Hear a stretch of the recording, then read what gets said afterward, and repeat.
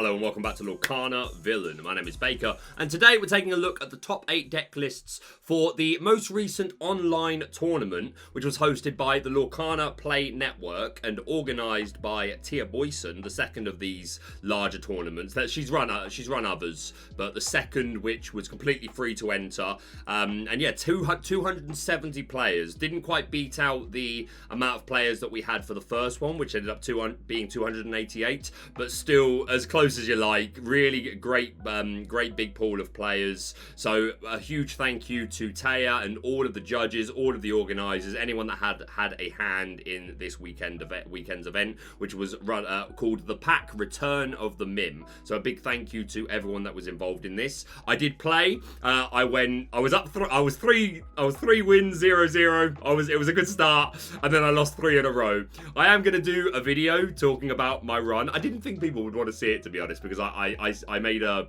community poll saying, hey, I played, didn't go great. I played Ruby Amethyst. You guys don't want to see me do dissection of Ruby Amethyst, do you? But apparently, some of you do. And at the moment, it is neck and neck if you want every single game full detailed, or if you just want 3 or 4 games. So by the time this video comes out, there's probably going to be 12 to 24 hours before I actually start recording that. I'm going to try and get that out for Wednesday, but it might be Thursday. But yeah, if you go and vote if you haven't, and let me know how you want that to be. But nonetheless, we're going to take a look at the top 8 deck lists for the players that did make the top cut. So let's take a look at the lists. My information today was brought to my attention by Zach Bivens, friend of the channel. So shout out to quite a few people tagged me in these lists, actually. So thank you if that was you. But yeah, it was Zach Bivens that first brought these lists to my attention. So huge thank you to them. So starting us off in first place, taking home the crown, is good old-fashioned Ruby Amethyst control. The first of 3. We'll look at all the Ruby Amethyst lists in a row. This one piloted by Francis Cormier, which I hope I'm saying right, who I actually faced in my run. So I will show that game when my video goes out, showing my games. But yeah, congratulations to them on taking the trophy. You love to see it. So let's take a look. We've got 8 1-drops, 4 Olaf and 4 Mini. We've also got 3 Kuzco here as an additional 2-drop in case we do miss our 1-drops turns 1 or 2, because if we do, we were just really slow. It means we're not putting a character down until turn 3, and it has to be Maleficent or Mini, because obviously if we didn't have a character down, we can't put down Snake or Fox. So yeah, it really sucks to miss. So I like having these Kuzcos. This list is actually really similar to what I played as well. But 3 Kuzcos to be an additional way to get a character down before turn 3. 1-2 stat line, and okay, where am I? He draws a card. You draw a card if he is banished. So that's going to help us maintain tempo. Of course, our bounce related things. We've got Snake and Fox to return character that need to return characters to our hand to be able to stick, and Madam Mim Fox with Rush, and that 4-3 stat line is oh so good. Fox, one of the best cards in our format. We've also got 4 copies of the Goat, 4 copies of the Rabbit for the additional lore and the additional draw, 3 Maleficent for some more draw. We've got 4 copies of Stylish Surfer Mini, that really strong early evasive threat. If they are not running answers to Mini, then she just sits there until the opponent can play. You barely see the most diabolical scheme. You see some Dragon's Fire, but even then never feels great because that's not a good trade. And if not, it's getting lucky with your Tremaine hit or a Be Prepared. So Mini really punishing people that didn't prepare for evasive, like me, but we're not talking about that now. But yeah, Mini really strong, so you love to see it. We've got 4 copies of Maui, is a great rush response card with that big 6-5 stat line. 4 Lady Tremaine for that extra removal, which also gets round the ward ability. Obviously it can be played around, but it forces them to have that extra character to put out to be a protection. So it makes them plays in ways that they might not want to, and more often than not, Tremaine gets her value. 3 copies of Ursula, big 2-8 bulky stat line. Quest for 3 is huge, and putting her down lets you draw a card and deny some laws. So yeah, she disappeared at the beginning of this format, but slowly creeped back in, and now she's just a full-on staple in Ruby Amethyst again. Ursula very strong. 1 copy of Elsa, Spirit of Winter, again questing for 3 and a 4-6 stat line is respectable. Not as bulky, but she hits that little bit harder than Ursula, and of course exerting 2 of our opponent's characters when she enters the board, and they can't ready at the start of the next turn. Really helps slow them down, helps put targets into an exerted position so that we can challenge into them, and of course we can bounce all of these cards back to our hand with with our Madam Mim, Snake and Fox, so we can get potential reusability of our Tremaines, Ursulas and Elses, and our Maleficent, who is here at a 3 count, just instant removal. Again, you're seeing these commonly between 0 to, I think, 2 or 3 is the most common now, because games just aren't always going this long, but still putting some respect on the name of Maleficent. 3 Teeth and Ambitions, which helps against aggro, it can help against Steel Amber Songs.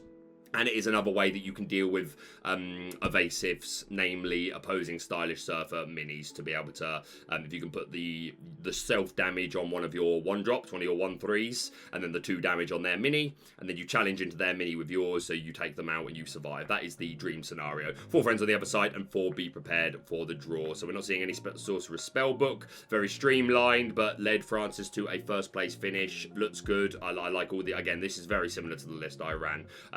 No fidget in here, which was my big mistake, but I'm not going to get into it. I'm going to save it for the video.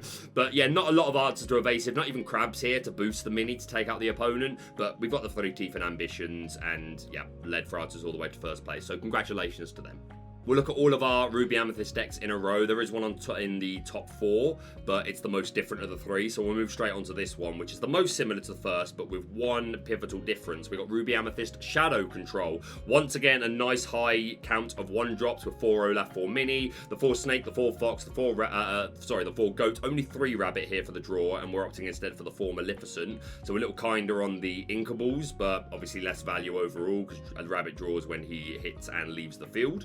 But fair enough. We've got the 4 Mini. We're also seeing the 3 copies of Peter Pan's Shadow. 2/3 stat line, 4 cost, uninkable. Quest for 2, and both evasive and rush, but most importantly, the tiptoe ability. Your other characters with rush gain evasive. So our Madam Mim Fox and our Maui are suddenly going to become evasive, meaning we have an easier time dealing with opposing evasive, whether that be Stylish Surfer Mini, whether that be the evasives that you're seeing in Ruby Amber Mufasa, or the more prevalent, most recent big deck, which we will talk about, Greenfasa, with a lot of evasive. So this Peter Pan Shadow, I bet, put in an awful lot of work. Also, obviously the trade-off between that and Fidget is cheaper and inkable, and he himself can be the thing to challenge into most evasives and deal with them, whereas Peter Pan Shadow only having 2 strength isn't going to deal with like the Stylish Surfer Minis, a lot of things. Really, he's here for like just making Maui or Fox deal with it. But the better thing about Peter Pan Shadow is just the 3 willpower keeps him out of range of Teeth and Ambitions and Let the Storm Rage on. So you love to see it. We've got the 4 Maui, the 4 Tremaine, 2 Ursula here. We're all in on the 4 Maleficent. Once again, the 3 Teeth and Ambitions, 4 friends, 4 be prepared, and just 1 copy of the Sorcerer's Spellbook. So yeah, very similar list, but instead leaning into this Peter Pan Shadow to and a nice high 3 count to make sure you're seeing it regularly, to both be able to to answer opposing evasive, but also just make your board more annoying to deal with. Like, they don't have to have evasive. You give evasive to Maui and Madam Mim, they can just sit there. Obviously Maui can't quest, but again, it's just you're maintaining board control, and maybe you force removal in a way, in a situation where they would have preferred not to. So yeah, fantastic looking list, and congratulations to Alexis. And then going back to our top 4 Ruby Amethyst list, we've got Julian with some Bounce Spellbook Control. If you're new to my channel, I only put Bounce in. I think all Amethyst decks play Snake, Fox, Rabbit, Goat. I think that's just inherently an Amethyst trait. So just for the sake of getting information across in the easiest way, if I put Bounce actually in it, then we are running the Arthur or the dragon, the purple dragon, just to differentiate a little bit more. And if I put Spellbook in the title, then you're running at least 2 Spellbooks. But yeah, we've got a nice high count of 1-drops. We've got 6 of the 1/3s, 4 Olaf, 2 Mini, but we are also running the 4 Pascal here, so even more 1-drops, so we really want to open well. We are a more aggro version in general, so this does make sense. Pascal can sit there and cheat away lore. We've got the 4 Snake, the 4 Fox, the 4 Goats, the 4 Rabbit. We're also seeing the 3 Merlin Crab here to be an answer to evasive with our own Stylish Surfer Minis, who is our only evasive character, but also just to boost anything, and just out of nowhere suddenly these 1-drops are a 4/3 or a 4/1 in Pascal's case. But yeah, nice high count of Crab. The Mini, as I said, we've also got the 3 copies of Arthur with that student ability. Whenever this character quests, you may return another chosen character character of yours to your hand, gain 2 lore. So again, we've got lots of really nice cheap characters that we can put down and be bouncing back. It helps just keep them safe as well. And yeah, Arthur is a threat that can just give you a real spike in lore gain, so you love to see it. Also LeFou here, who can keep anything safe, but main target here really being Arthur. You quest, bounce something back, put down your food, keep the Arthur safe. Force them to have Smash, or grab your swords plus Tinkerbell, or be prepared, or whatever it might, or just hard removal. Force them to have that and not be able to just challenge things away. Only 2 copies of Maleficent for the draw. 3 Mal. We got 3 Yzma here with that cruel irony, being able to bounce a threat off the board if we're okay with giving them 2 cards, but sometimes that's fine, just some things got to go. Or we can bounce back our own characters. Obviously, if it's bounce related things like Crab, Goat, and Rabbit, then we get extra value from that, but just bouncing anything lets us draw some extra cards. And she's got a nice stat line and quest for 2, 3 Teeth and Ambitions, 4 Friends, 4 Be Prepared, and 2 Sorcerer's Spellbook. So a more aggressive bounce version, but a version that we've seen do well before. So huge congratulations to Julian. Going back now to our second place list, the most recent popular deck in the community, popularized by RMB and Alphos. We have EA Greenfasa. It's in the game. Sorry, I unlocked a memory.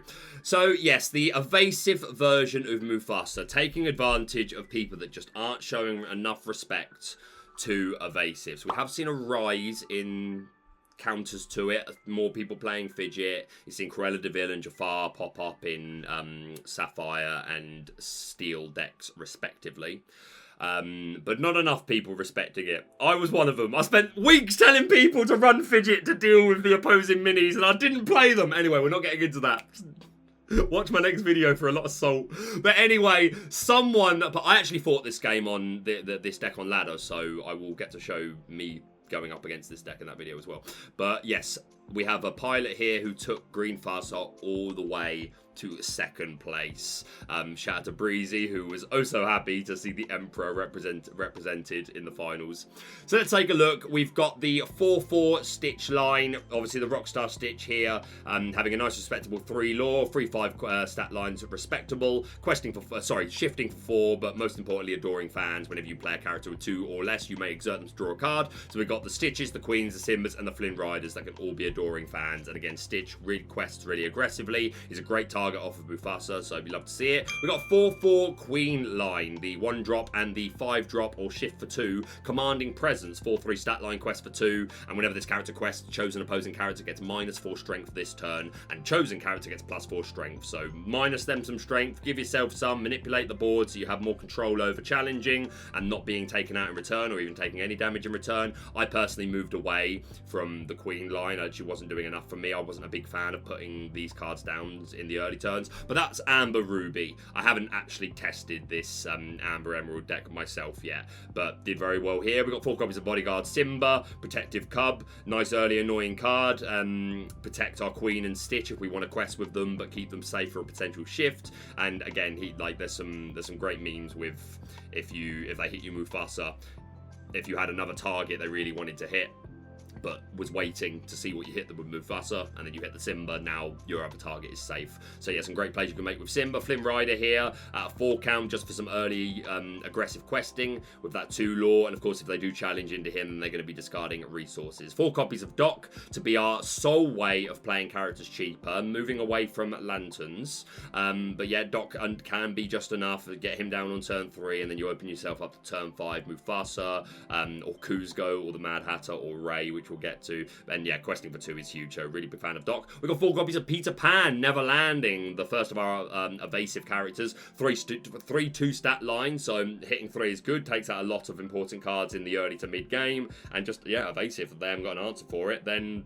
he's going to sit there. Of course, having only 2 willpower means he's susceptible to the Storm Rage on and Teeth and Ambitions, but hey, if they're using those cards on him, then they've got less of them to use on our other evasive characters, so you love it. 3 copies of Hades for the recycle, 3 Rapunzel for the additional card draw, 4 Tinkerbell as our next evasive, stat line the other way round, 2/3, so the more defensive version, but a bit more expensive, questing for 2, but also the Pixie Dust ability, which don't write that off, giving one of your other characters evasive to challenge into an opposing evasive can be pretty clutch. The big man himself, Mufasa, makes the whole deck work. Questing for 2 is good. A respectable 3/3 stat line means he takes out quite a lot of things in return. And yeah, just being able to instantly replace himself just lets you keep fantastic board momentum and keep you in the game. So yeah, Mufasa is one of my favourite cards of this format. 3 copies of the Emperor himself, Temperamental Emperor, Kuzco.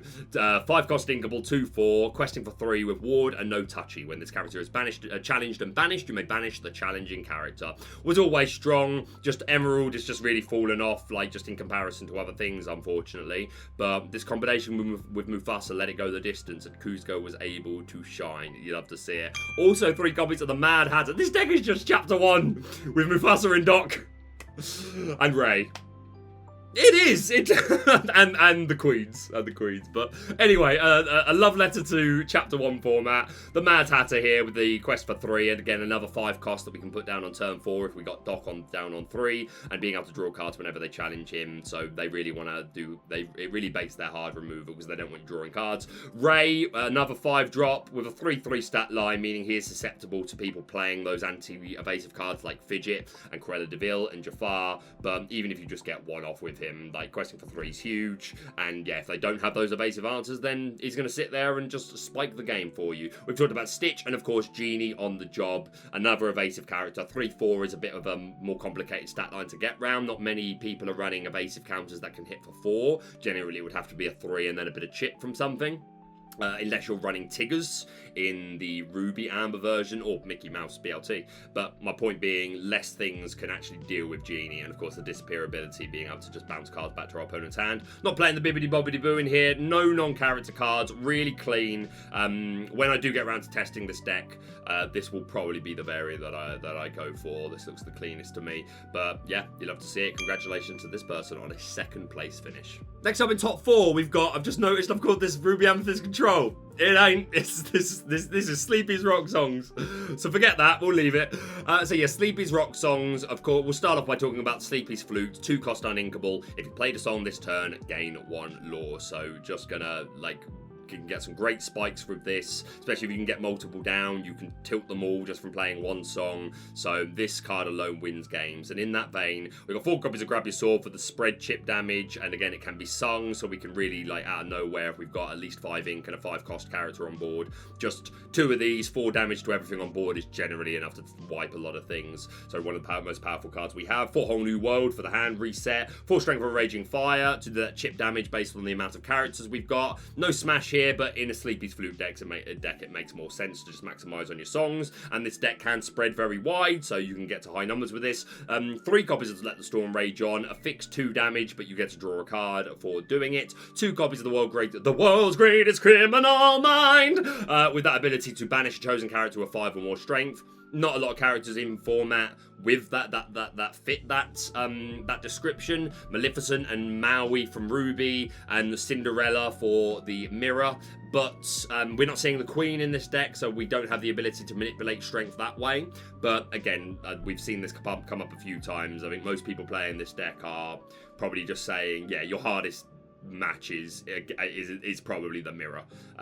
So knowing that you can deal with the opposing Cinderellas, it must be nice. And again, it's inkable. 4 copies of Tink for that spread damage, and the Puny Pirate can just wipe boards with this Tinkerbell, so you love to see it. None of the Tiny Tactician. I've been going in reverse. Let's go back to the front. We got 4 copies of the 1 cost Cinderella with that Singer 3, so going to be able to sing Let the Storm Rage On, Strength of Raging Fire, nice and early. Can also shift into our only 1 copy of Cinderella Stout-Hearted.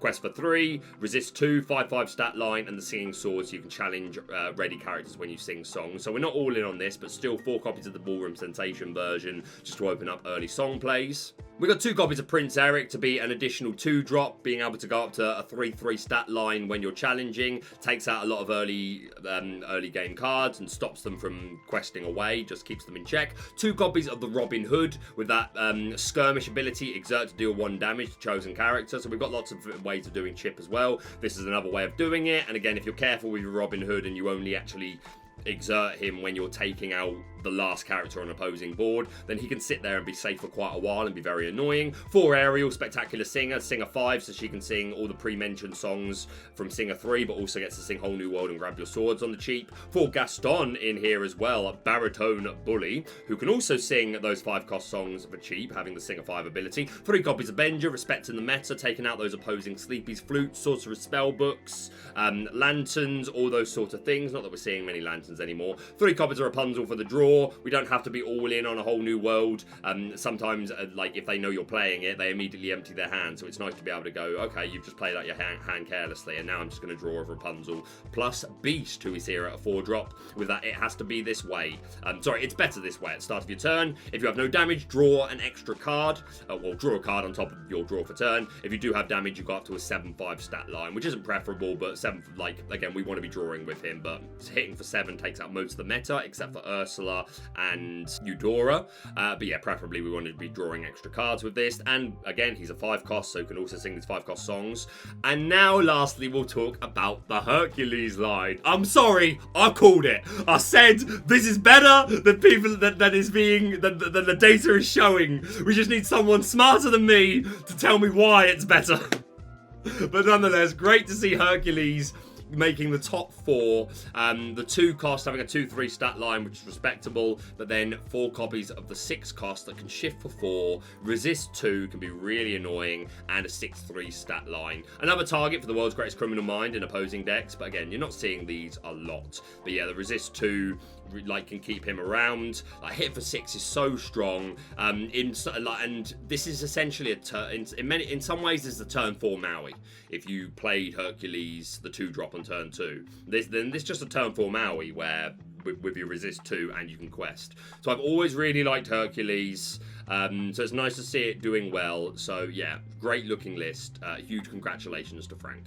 We'll look at all the Steel Amber lists in a row. Once again, we've got Sleepy's rock songs. This looks pretty identical. We're not seeing the Gastons here, the Baritone Bully. We are seeing 2 copies of the Knight in Training Cinderella with the Have Courage ability. When you play this character, you may draw a card and discard a card, so it can help us fish our key pieces. We're seeing the full count of Cinderella in here, which I do like in this song-specific deck with the flute. But we're only seeing 2 copies of Giant Fairy Tinkerbell. I think Tinkerbell's so good. I always like to see that at a higher count.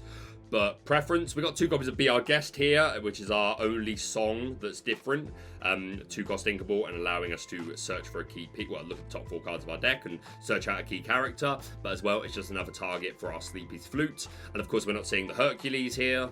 Also not seeing the Robin Hood and not seeing the Benja. So a few preference calls and a few counts different, but overall pretty much as I explained before. So yeah, a fantastic looking list, and congratulations to Albert taking it to a top 8 finish.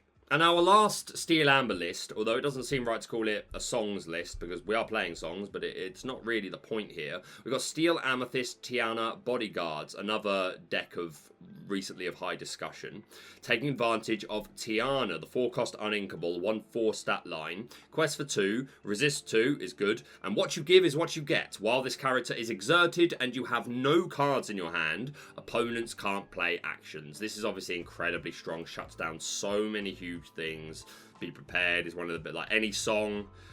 So much that gets shut down by this. So if you are able to just empty your hand, then and have a nice board, then it really puts our opponent in such a restricted position. And in a perfect world, you do this in a way where you empty your hand, but we're only running 1 copy of the Beast.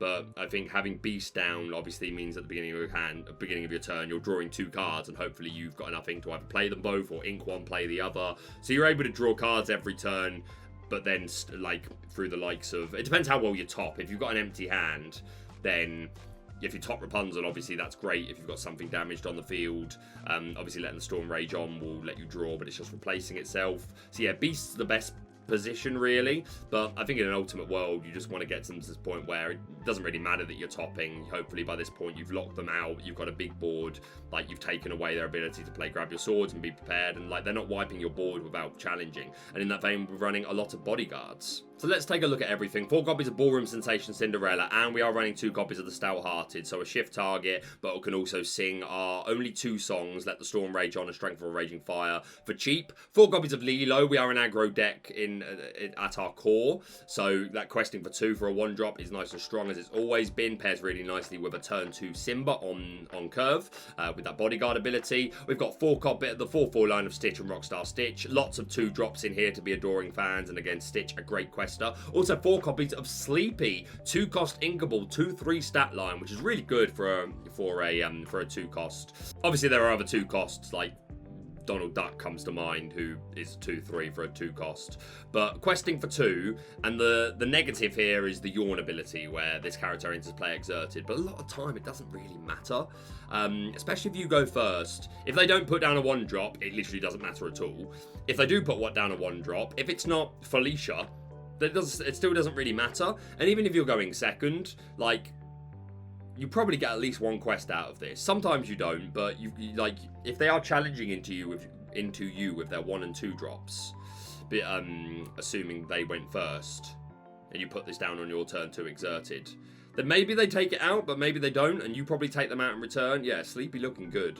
So you love to see it. 4 copies of Doc to be another aggressive quester and just to reduce our character costs. Also 1 copy of Piglet, who I think is the prime target for Rapunzel. Used to be Mr. Smee in this slot, who was another 3-cost inkable with a 1/5 stat line, quest for 1. But the 2/4 questing for 2 is so much better. You still get max value off of drawing of Rapunzel if you can get the 3 damage onto Piglet. So yeah, I much prefer this as a choice. So we love to see it. 2 copies of Benja to remove those items. And then a host of Bodyguarders. We got 4 copies of the Hercules, True Hero, Bodyguard, and a 3/3 stat line. We've got the Prince, who's also a 3-cost, 1/3 stat line, but quest for 2 and has resist 1. That is all, and the Simbas. So yeah, a collection of Bodyguarders to just fill our field, lock our opponent out, and stop them from challenging into the Tiana to break the lock, or the dock that's letting you play your characters cheaper when you don't have a lot of ink. So love to see it. I talked about the 1 beast. So yeah, and then the last card to mention really is the Moana. 5-cost inkable, 1/6 stat line, quest for 3, and we can fix it. Whenever this character quests, you may ready your other character, princess characters. They can't quest for the rest of the turn. So we've got the Ballroom Sensation Cinderella, we've got the Stout-Hearted Cinderella, we've got Tiana, and we've got Rapunzel. So a few targets for this. You don't really want to be doing this with Tiana because you want her, unless you quest with her, ready her back up with Moana, and then use her to sing, because you want her exerted for the ability, but you get more longevity out of your Cinderellas, your Rapunzels, and she alone questing for 3 is huge. So Moana still has a place in the meta, so huge congratulations to this person on a top 8 finish. And finally, in the top 8, repping some different ink colours, we have George with some Steel, Sapphire, Pawp Ping. So we got 3 copies of the Cruella de Vil that we mentioned earlier with that now get going ability, giving her evasive during your turn. So the fact that she hits the 3 means she's dealing with those stylish surfer minis, the rays, a lot of evasive targets. It's only really Genie and Goofy a 5/6 cost level, and Tigger, but less common. So yeah, the majority of evasive threats Cruella's going to get over, so you love to see it. 3 copies of Prince Eric to be another 2-drop to apply good pressure, being able to hit for 3 when challenging. 2 Judy Hops to remove items. We can remove our own, but I think more often than not, this is removing opposing Fishbone Quills, Sorcerer Spellbooks, those sort of Sleepy's Flutes, those sort of things. We are seeing 2 copies of Mickey in here to immediately send the top card of our deck to the Inkwell, so from turn 4, we could be playing 5 drops. We've also got 3 copies of Belle here with that My Favourite Part. If you've got 10 ink in your Inkwell, then she becomes a 5 quest character. And Read a Book can be relevant as well, just to help flood our Inkwell on the first few turns, and then hopefully get off at turn 5. Good, high value, whole new world, and then go into your next turn with a nice big ink count. 4 copies of Flavisham for that additional draw. When he enters play and quests, he removes items. Only 2 different items in this deck, Porpsicle and Fishbone Quill. Becoming more common though, people saying this is all you need. 4 copies of Grandfather Clock Cogsworth to be a high quester. He's like 5 costs so that he can sing songs and having ward and giving resist to all of our characters. Cogsworth does an awful lot, so you love to see it. We're also seeing 1 copy of Beast, Hard-Headed. No Benjas in this deck, just the 1 Beast who removes items but is more expensive. But he's another 5 cost, so we can sing our songs. 4/4 is obviously a better stat line, but you can shift your tragic hero Beast onto him. Obviously this to be fair, like if we Mickey'd, then we can put the hard-headed beast down on turn 4 to remove an item. So you can still get this the tragic hero down on turn 5, but you're only playing 3 ink for it, which gives you 2 left to play with to put down a Corella, a Prince, play nothing to hide, whatever it might be. So yeah, like it. Yeah, like it. People like it's item removal, and it does. I imagine it creates some quite cool plays that the opponent wasn't expecting later on into the game. Although a lot of the time you don't want to be shifting and then challenging, because like sometimes you will if that's what the board state requires. But yeah, no, I really like this. 4 copies of Tinkerbell for that spread damage, 3 Hades for that instant removal. Yes, it goes to the Inkwell, but sometimes it just don't matter. Things got to go. 4 copies of nothing to hide. Each opponent reveals their hand and you draw a card. So it's our only 1-drop that we're playing. So right at the beginning of the game, we can get a feel for our opponent's options and help us work out what we want our line to be. Or later on in the game, we can scout for if it's the right time to play Whole New World. Is it the right time to put down my Bell, my Beast, or I want to scout out removal, bait out removal first, or whatever it is. So yep, nothing to hide, doing a lot of work. 3 copies of Smash, which I'm glad to see. Sometimes those Stylish Surfer minis, those Aerials, those Arthurs, things like that, they just gotta go. 4 Let It Go for the extra removal, also to their Inkwell, but same as Hades, sometimes it just don't matter, and we can sing it. Whole New World, we talked about Grab Your Swords and the items. So again, at least one of these lists is consistently making top 8 in events. So I'll be honest, like part of my meta call for what me running Ruby Amethyst was I was actually expecting a lot more of these. But anyway, I'll talk about my own run in the next video. But yeah, a huge congratulations to George on a top 8 finish. And that is it for the top 8 deck lists for the Pack Return of the Mim event. 270 players, a huge pool, so definitely data to take seriously. Once again, a huge thank you to Tia and to all the judges, anyone involved in the Lorcana Play Network, the casters, just anyone that was involved in the event. I've played 2 now, and they've both been really well organised, and yeah, we're really lucky as a community to have that going on. So huge shout out to all of them, and yeah, thank you for watching the video. Again, I'm hoping Wednesday, but it might be Thursday, I will get out a video talking about my run. Go and vote in the poll and let me know how detailed you want that to be. But yeah, that's it from me for now. Thank you so much for watching. If you're brand new to the channel, please do subscribe for all things Lorcana. Hit the like button to show your support, and we'll see you soon.